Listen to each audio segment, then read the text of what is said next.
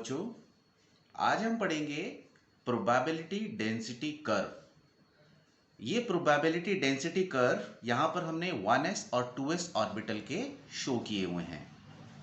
सबसे पहले graph plot किया गया है मैथमेटिकल वेव फंक्शन साई और रेडियस में। This one is for 1s orbital and this one is for 2s orbital. जैसे कि हमने स्टडी किया था, मैथमेटिकल वेव फंक्शन साई का ऐसे तो कोई फिजिकल मीनिंग नहीं है। It is just tells about the coordinate of electrons in the atom. जैसे हमने स्टडी किया था y is equal to m x plus c एक स्ट्रेट लाइन की इक्वेशन है। वो कुछ इंफॉर्मेशन देती है अपने स्लोप के बारे में, इंटरसेप्ट के बारे में। And in the same way psi is representing here the coordinates of electron.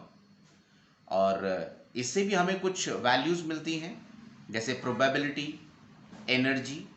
तो कुछ मैथमेटिकल कैलकुलेशंस के बाद इन चीज़ों को हम फाइंड आउट करते हैं। तो हमने जब ग्राफ प्लॉट किया तो इस तरह का कर्व ऑब्टेन हुआ। The value of psi initially is more and slowly it is decreasing. Now just to understand its effect in probability, when the graph is plotted between psi square r psi square क्या है बच्चों?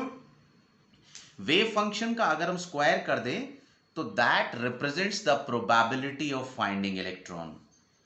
जब हमने इसको graph को plot किया हमने with respect to distance from the nucleus. अगर हम इसको ओरिजिन मान लें बच्चों, यहां पर हर एक जगह मैं 0 डाल देता हूं, that is from the origin. तो जैसे जैसे न्यूक्लियस से अवे जा रहे हैं, probability of finding electron is decreasing. This we have studied in s orbital कि जो डॉट की डेंसिटी है उसको हम ज़्यादा दिखाते हैं न्यूक्लियस के नज़दीक, और जैसे जैसे न्यूक्लियस से अवे जा रहे हैं जो डॉट्स है उसकी इंटेंसिटी कम हो रही है। And this intensity is representing here the probability of finding electron. So thus the probability of finding of electron is very much high at the nucleus and it is decreasing sharply as we move away from the nucleus.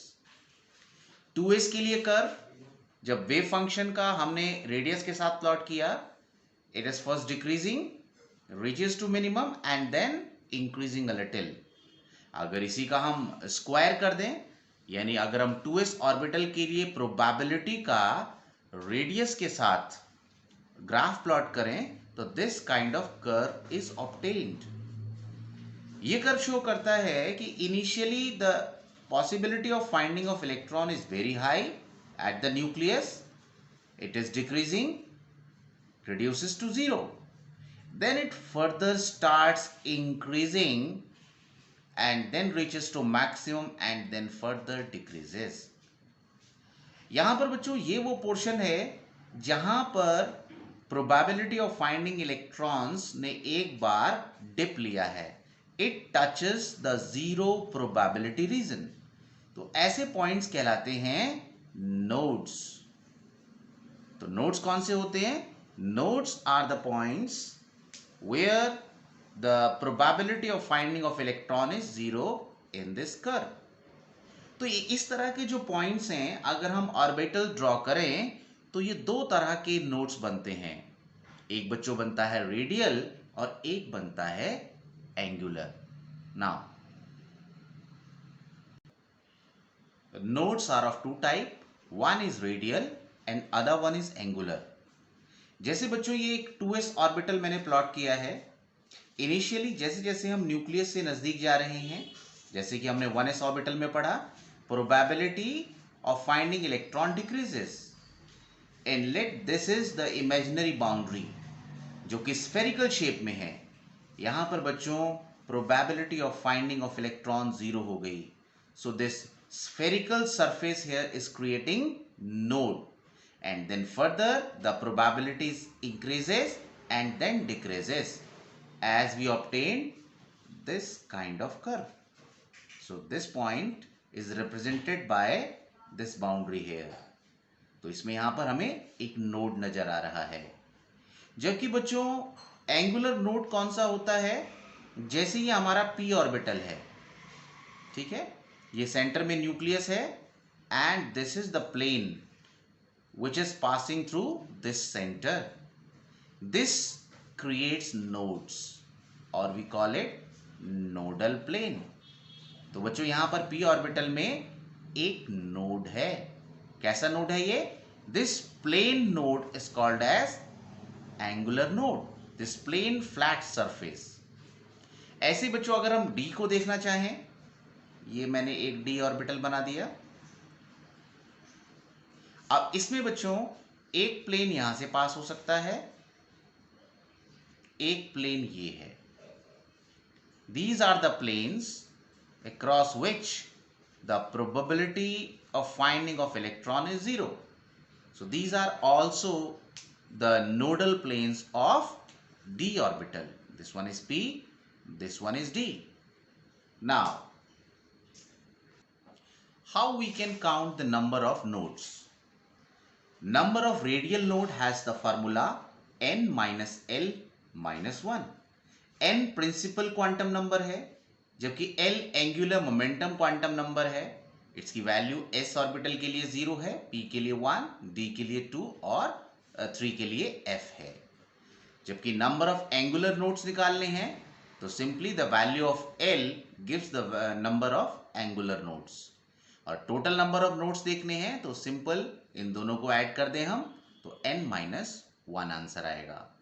जैसे बच्चों अगर कहा जाए 1s orbital में कितने nodes हैं, 1s orbital में यहां पर बच्चों n 1 है जबकि l क्या है 0. तो यहां पर 1 माइनस 1 है ना, n 1 है, l बच्चों 0 है और फिर अगेन ये minus 1. So answer will be 0. और अगर हम L देखें तो ये 0 ऑलरेडी है ही, तो इसमें कोई भी नोड नहीं है. और अगर हम टोटल डायरेक्ट देखना चाहें तो n की वैल्यू 1 पुट कर दें, 1 minus 1, answer will be 0.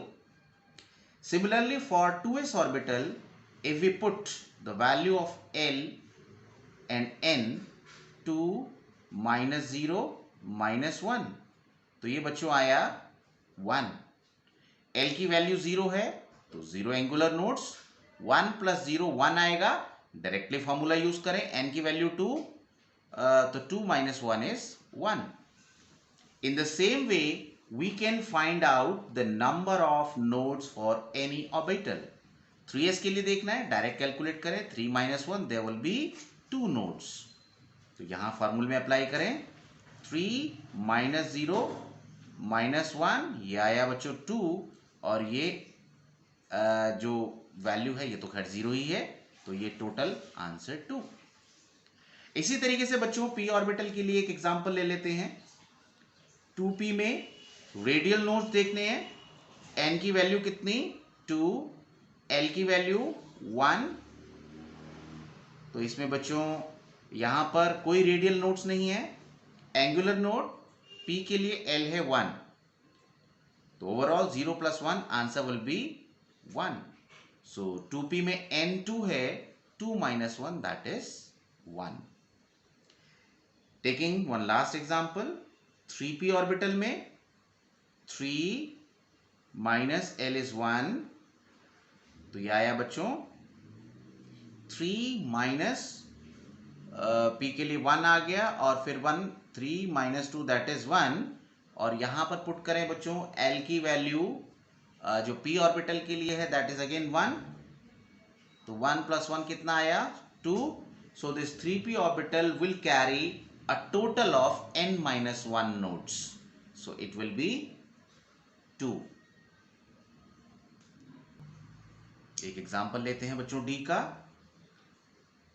3d, n is 3, l is 2. 3 minus 2 minus 1 that is 0. और यहां पर बच्चों l की वैल्यू 2 d के लिए, सो टोटल 2 plus 0 is 2. और directly apply this formula, total number of nodes will be 2. Now in the next class we'll study the quantum numbers. Thank you बच्चों.